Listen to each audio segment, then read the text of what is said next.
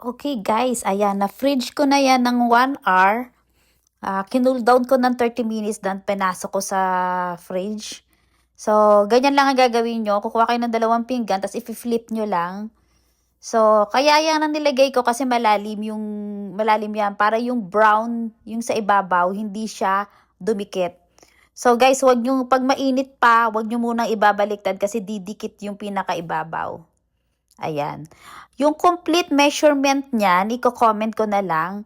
So, yung measurement na ilalagay ko is for 2. Ngayon, kung gusto nyo isa lang ang gagawin nyo, pwede naman lahat ng ingredients, half nyo lang. So, ayan. Hihiwain ko siya ng by 8 pieces. So, gitna muna. Medyo kinakabahan ako dyan guys kasi feeling ko, pag hiniwa ko yung mismong feeling lang, baka hindi sumama yung crush. Kasi nga, hindi ko kinapalan yung crush. Kasi, ayoko ng puro yung parang 2 inches yung crush tapos sobrang nipis na ng feeling. So, hindi naman siya pantinda, pangkain namin. So, ang ginawa ko is, ninipisan ko yung crush, mas marami yung feeling.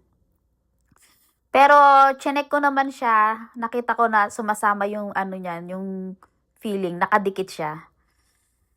So, pag homemade lang, syempre, huwag natin tipirin. Pero meron akong mali dyan. So, sa susunod, pag gagawa ako ng egg pie, siguro kasi medyo half inches lang yan eh. Or wala pa half inches yung crush ko. So, kakapalan ko lang ng konti. Tapos, pero yung consistency, okay na sa akin yan. Gusto ko ganyang kalambot, guys. Kasi ayoko yung egg pie na naiiwan yung pinakadulo kasi sobrang tigas. Yan, promise, makakain nyo. Para lang siyang graham yung lambot niya. So, yung tama lang yung butter na nilagay saka yung all-purpose. Sobrang sarap niya, guys. Hindi ka matatakot na unang kagat putol agad ang paa. So, may mga diabetic dyan. So, yung lasa niya, hindi ganong katamis. Malinamnam. Lasang-lasa mo yung gata, yung milk, yung vanilla. Ang sarap, saka ang lambot-lambot ng crush. So, mga gustong gumawa, check nyo na lang yung measurement ko. Comment ko sa comment section. And, comment naman kayo sa baba kung gumawa kayo. Ayan. That's it. Let's eat. Ang sarap talaga. Sabi ko titikman ko lang pero naubos ko lahat. Nakadalawa ako niyan guys. Nakadalawa ako. Tinabi ko na kasi baka maubos ko yung buo. Sobra. Sa first time na gumawa ng egg pie, not bad. Actually talagang hindi bad. Talagang ang sarap. So, ubos ko lahat pati yung pinakamatigas na part. Yung pinaka-edge niya. So, ayan guys, ang kapal niya, 'di ba? Ang nipis lang ng feeling. So, ayan. That's it. Let's eat. Okay, gawa tayo ng egg pie. So, let's see. Egg pie muna tayo. Yan ang ating menu. Recipe for today's video. Okay guys, meron tayong 2 egg pie plate. So, ito ang sukat niyan is 9 inches. Yung bilog niyan. So, ito para sa crush. Meron tayong 3/4 cup of salted butter. Yung 3/4 cup, 12 tablespoons. So, yung isang stick na butter na ganon, 1.5. Then, cold water, 1/4 cup. 2 egg yolk, 2 tablespoons of sugar, 2 cups of all-purpose flour. So, ito, flour din to, pang dusting nyo, pang sprinkle, habang gagawin natin yung crush ng egg pie. So, ito naman ang kakailangan natin sa filling. So, kailangan natin ng 2 condensed milk, 2 cups ng carnation. So, ito kansa, 2 cans. Ito, 2 cups ng evap, 2 cans ng condensed. 2 tablespoons ng vanilla, 4 tablespoons of cornstarch, 6 egg yolk, 6 egg whole, and 3 egg white. Then, kailangan din natin ng parchment paper saka pang rolling pin. So, yan. Dito natin gagawin yung ano. So, unahin muna natin yung filling. Yung crush. So, ito lang kailangan natin sa crush. 2 egg yolk, sugar, all-purpose, and butter, and ano. So, let's start. So, ito. Yung egg yolk, ilagay natin. Pwede naman kabay kasi kakabay talaga natin mamaya yan. 2 egg yolk yan. Large. Large yung ginamit ko. Pasunutin natin. 3 cups ng salted butter. Or 12 tablespoon. Okay? And sugar. At lagyan na natin to. Yung 2 cups ng flour. So, okay lang nagbuong ganyan yung butter. Hindi siya malamig ha. Room temperature. Hindi rin sobrang lambot. So, kailangan hindi malamig, hindi sobrang lambot. Yung ganyan lang. Yung pwede nyong dudurug-durugin. So, lagyan na natin yung unti-unti lang.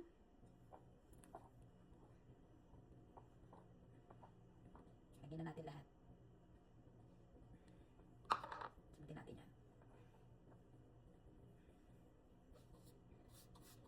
May mga nabibili ng crush para sa pie. Pero syempre hindi natin gagawin yun. Gusto ko from the scratch. Ayan, sabay tayong matuto. This is my first time to make egg pie. So kung may mga mali tayo, kailangan mag-adjust. So sa susunod na gawa natin. Pero yung measurement na to is sinearch ko na or pinag-aralan ko na. So, okay. Ilagay na natin yung 1/4 cup of water. Cold water. So, unti-unti lang. Para hanggang sa parang hindi siya sticky. Tingnan mo na.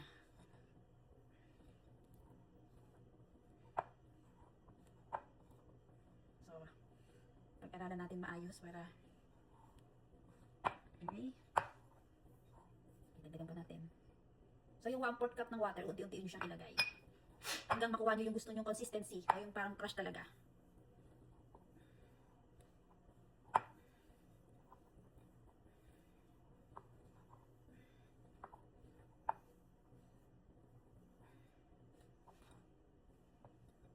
Okay, ayan na siya. Nagdash lang ako ng konting flour para hindi siya sticky. So, ayan na yung consistency na natin. Hindi siya dumidikit sa kamay.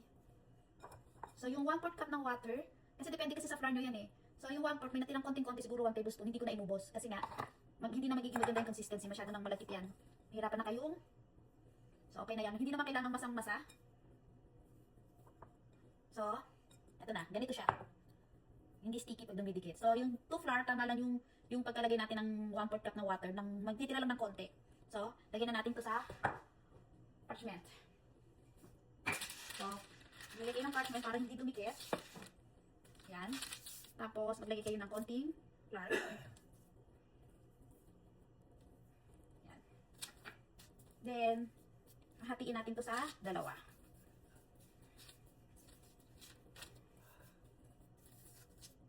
Okay? Hatiin natin sa dalawa. Kasi dalawa yung pie na gagawin ko. So, tabi muna natin yung isa.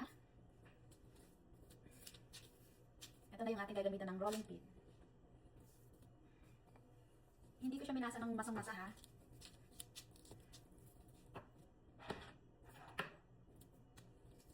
So, kahit hindi daw perfect yung pagkabilog, kailangan lang na maano natin ng kung ano yung size ng ano nyo.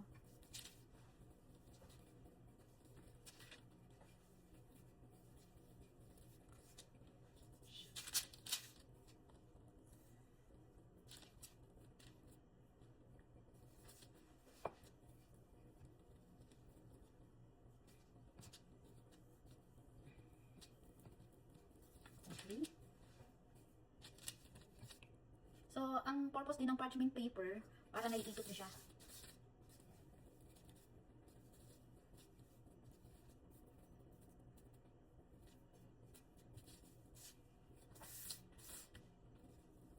So, check na kailangan hindi dumidikit.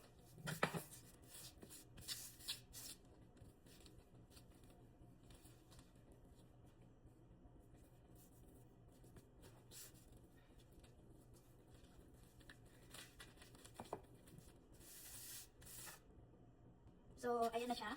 Isukat nyo siya, dapat may excess. Ganyan. So, ang technique, kailangan papunta sa'yo. Yung do. Ganyan. Iikot mo siya. Yan ang purpose din ng parchment. Okay. Kabado ah. Okay, lagyan na natin dito. Pabalik. Oh, yun. Yan. Sabi dun sa napanood ko, kahit hindi perfect, okay lang. Alisan natin. Kasi dito yung part na okay, ayan na siya. So, gagawin daw is, ginupit ko lang yung mga sobra. Then, itutupin natin yung dito yung edge. Ng a little bit.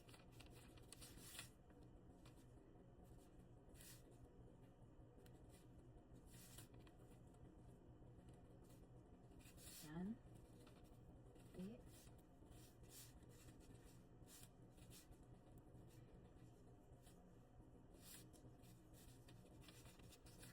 lalagyan natin siya ng, ipipinch siya. Ang pinch daw, ganyan. Ganyan. Ganyan. Ganyan. Ipapasok mo yung isang daliri mo pa ganyan.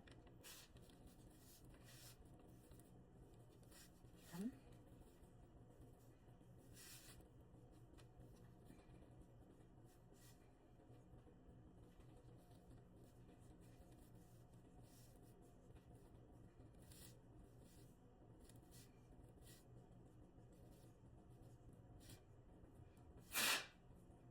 Okay. Nagawa ko na siya. Look. Then, gagawin natin ng tinidor. Tutusukin natin ng tinidor.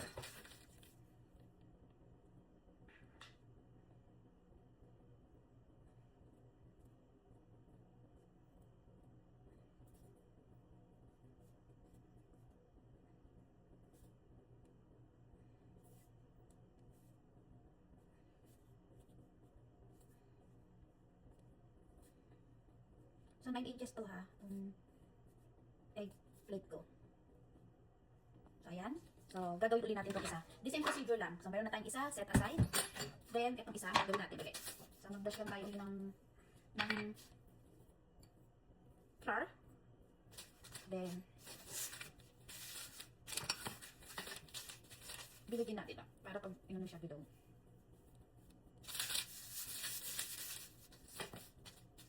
Okay.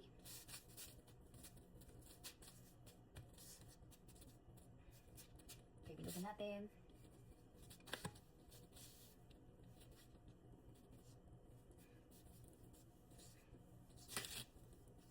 Ikot natin para hindi pa pahaba. Kailangan bilog.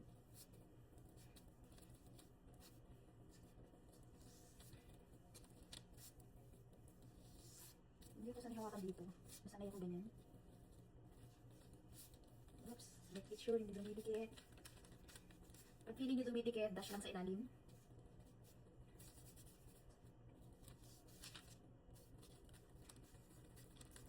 Pati pala sa rolling pin. Para hindi dumikit sa rolling pin. Okay, good. So, hindi lang pa sa ilalim, pati sa rolling pin. So, yan. Para naiikot nga. Yun ang purpose ng parchment.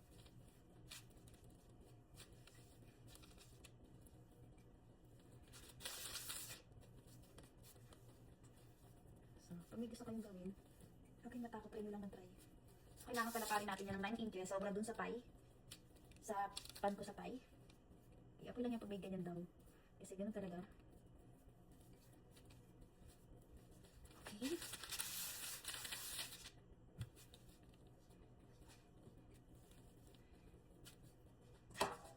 I think pwede na to. Yan. Kasi pag ano, sobrang nilipis naman.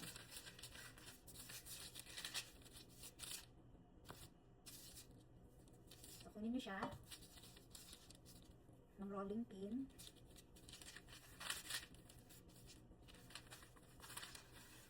Then, put here. Okay. Slowly. Slowly. Slowly. Slowly. So, yung excess na makukuha nyo, yun ang ipantatapal nyo sa gilid kapag merong medyo manipis. Yan.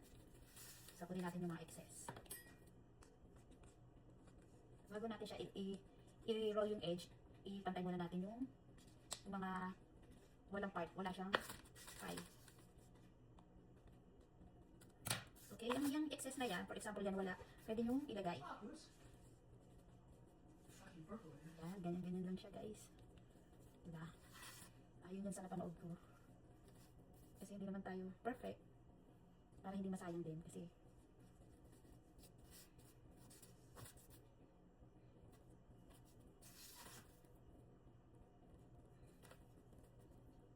okay, pag nabuo na siya, ikait nyo na yung gilid, yung pinaka-edge. Okay.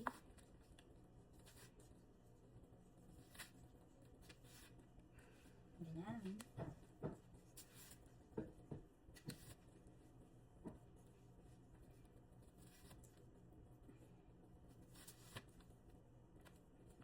Okay, pag ganyan na siya, pwede mo na i-pinch. I-pinch.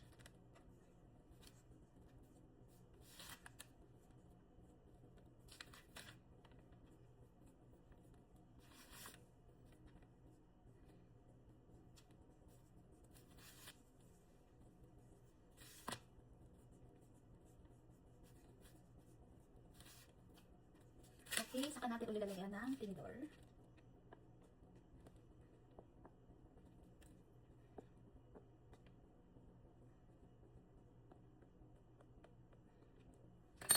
So, meron na tayong dalawang plate ng pie. Set aside lang natin to. Then, gagawa tayo ng filling. Okay. So, lagyan na natin yung 6 egg yolk.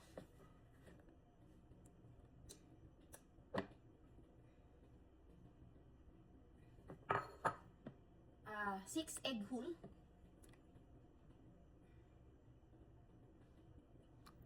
Then, lagyan natin ng vanilla. Pampawala yan ng lansa. Ayan.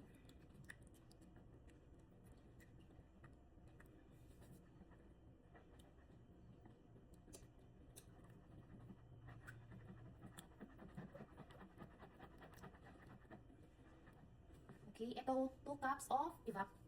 2 cups.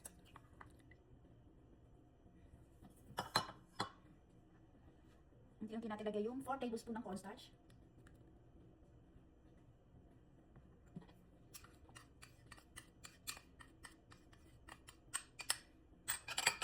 Haluin muna natin.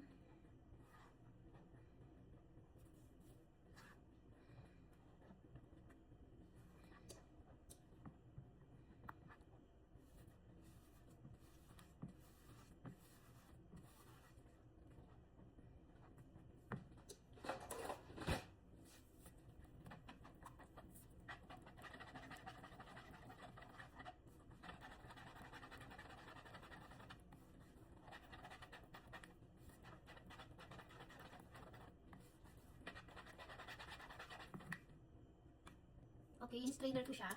Hindi ko muna nilagay yung contents para yung cornstarch matanggal sa yung buo-buong iba pa. Then, ibabalik natin dito. Salain ulit natin. Wait. Okay, ayan, sinala ko. So, ayan siya. Very smooth na. Nawala yung mga anik-anik. Saka ko ilalagay yung contents.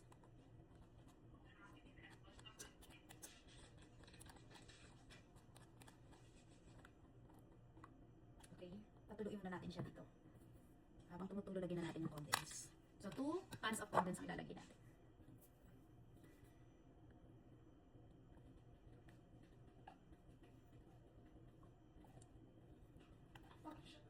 Yan. Lagay pa natin yung isa.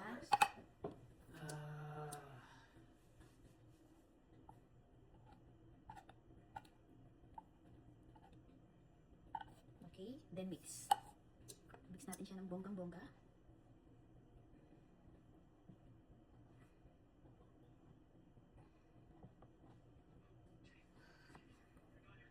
Okay, na-strain na natin to. Nalagyan na natin lahat ng ingredients. So, haluin pa natin ng a little bit hanggang yung condense masama lahat. Then, set aside natin yan. I-whisk natin yung egg white. Yeah. So, I think okay na yan. Very smooth na siya. So, punta naman tayo sa egg white. So, yung egg white, i-whisk 3 lang to, 3 pieces of egg white. Oops. I-whisk natin ng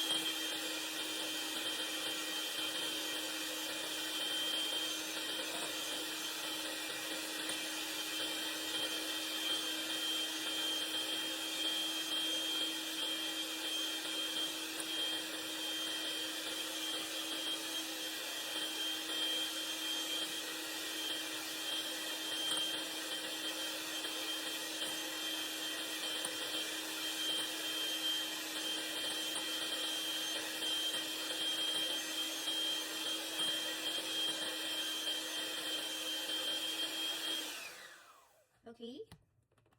Pag ganito na, okay na to. So, ipo-fold lang natin siya sa mixture na ginawa natin. So, balik tayo sa mixture natin. So, ipo-fold lang natin siya. Unti-unti lang. Ayusin na natin to.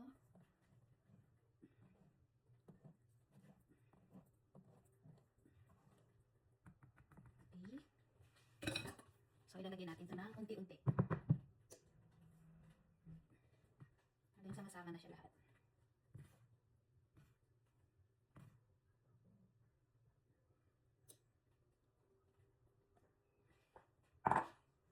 Fold. Fold. Ikot, fold. Fold.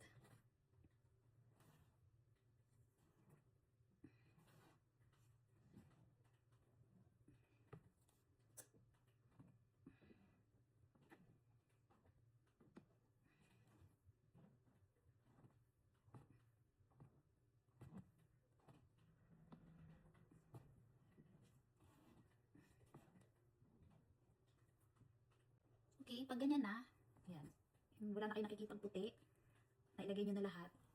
So, i-rest lang natin ng konti. Actually, wala namang bubble siyan. At kahit may bubble siyan, okay lang. Wala naman. So, i-set natin yung 350 sa 1 hour. Ang cooking time niya is 45 minutes to 1 hour. So, feeling nyo pag okay na yung pagka-brown sa ibabaw, pwede nyo nang itigil. So, ilalagay na natin siya sa, yan. Ilagay na natin siya sa crush na ginawa natin. So, ito na siya. So, hopefully guys, success. Lagyan natin sa mixture. Okay. Stop muna natin. Kailangan pantay sila.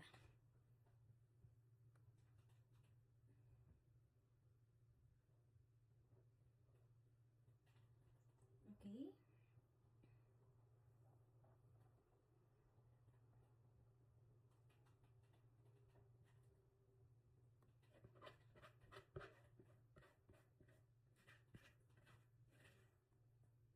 Ayan. Yun. Nasa lang natin yung konting natapon. Dinagay na natin sa oven. Okay. Wish me luck, guys.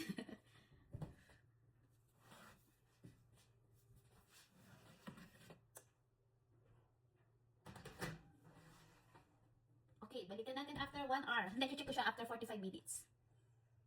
Okay, ginawa ko lang siya ng 50 minutes kasi parang over na yung 1 hour, parang feeling ko. So, ganyan na yung texture niya. Consistency niya. So, nagigigil pa siya sa gitna. Yan. So, i-cool down natin siya ng 1 hour. Then, ilalagay ko sa fridge. So, yan. Nakagawa. Yung ingredients, yung exact measurement, ilalagay ko sa comment section. So, yung akin is dalawang 9 inches yung bilog niya. So, yung gusto nyo isa lang, so gagawin nyo, half lang yung measurement nun. So, if 6 yung egg, gagawin yung 3. Kung isa lang gusto nyo gawin. Sa akin kasi for 2 pa yan. So, later, ayan. Ganyan lang yung gusto kong kulay. Pati yung crush niya. Malambot. So, that's it. Wait natin to cool down, then lalagay natin sa fridge. So, yung may mga gusto gumawa ng egg pie, go na kayo. 50 minutes is enough. Kung gusto nyo more brown, gawin nyo 1 hour. Sa akin, feeling ko okay na yan. So, ang sarap niya, guys. Nalaglag na konti, tinikman ko. Ayan. I like this. Ayan, malambot-lambot pa. So, let's see mamaya.